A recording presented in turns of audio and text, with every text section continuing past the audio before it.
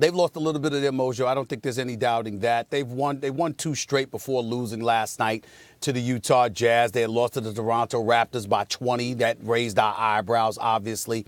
But we saw all of that, and they did it without Kawhi Leonard. But here's the reality of the situation. This team is not the same.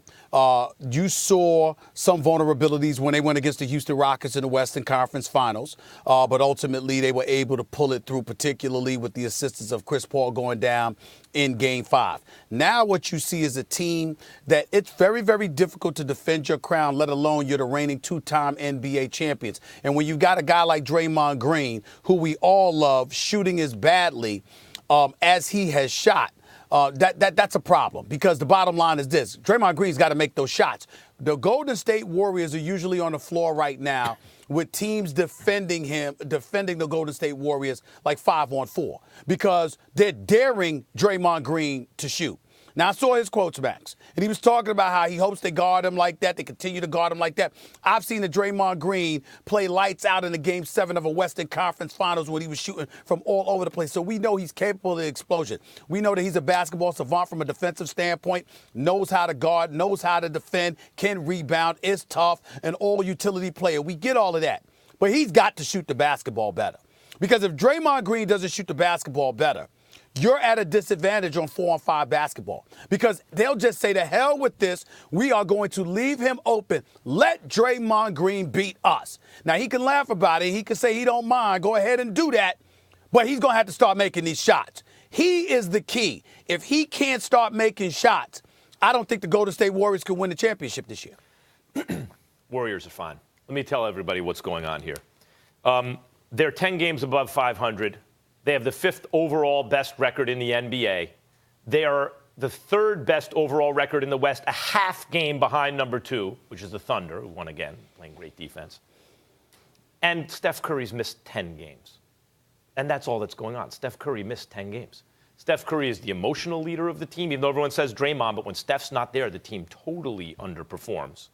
Steph is the engine that makes that team go. There's no one on the team that can approximate what he does. There's no kind of, well, he's sort of a lesser version of Steph on that team, and he's the engine. He's what it's all built around. Now, imagine if Steph had played those 10 games. Based on the record that the team has when Steph is playing, even without KD, even without any of his other teammates, of the other big 4, right? Without Draymond, without Steph, without Clay, they're going to win 7 of those 10 games. You know what that makes them? The best team in basketball. They'd have the best record. I'm telling you right now.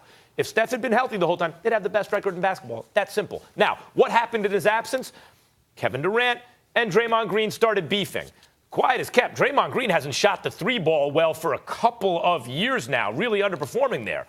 But if teams think they can, there's a difference between not shooting it well when a guy's rotating over toward you and just walking away from him. If they start walking away from Draymond Green, of course that shot's going to fall. He plays in the NBA. He shot 38% for the season from 3 a couple of years ago. He's capable of doing it.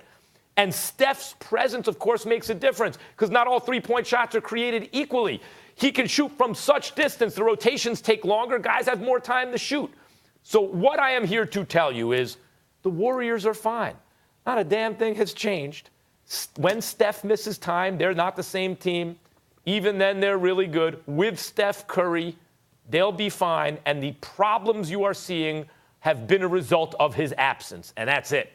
Well, listen, when we talk about back-to-back champions, we talk about a 3-time champion. You talk about a Golden State Warriors team that is in pursuit of a three-peat. We saw the Chicago Bulls do it with Jordan, Pippen, Rodman, before that, Jordan, Pippen, and the crew that they had. But there was consistency there. We saw it with Shaq and Kobe and the crew, but there was consistency there. What I'm saying to you is that what we're seeing from the Golden State Warriors, the reason why I don't ignore it is because Draymond Green is that important to this team. I get what you're saying about the other components, and I'm not minimizing their importance in any way.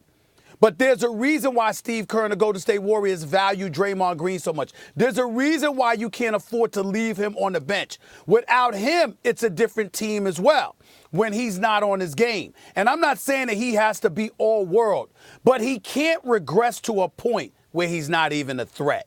And that's why I don't think it's a laughing matter. I'm not saying, because listen, I love me some Draymond, and I believe in him, and I love his toughness. I love everything about him, except his shooting, particularly from three-point range over the last 3 years. He shot 38% from the three-point range a couple of years ago, okay, a few years ago. Over the last 3 years, at 30-30, now it's at 20%. Yeah. When you regress to a point, you ain't going to play five out. You ain't going to play five out with your five shooting 20%. Max, when you regress to a point, it's one thing for me to guard you when you miss. But when it gets to the point where they're going like this, whatever. Go ahead, shoot. Well, we going to go over here with Clay. Or we going to go over here with KD. Or we going to go over here with Steph. We ain't even thinking about you. That's a problem.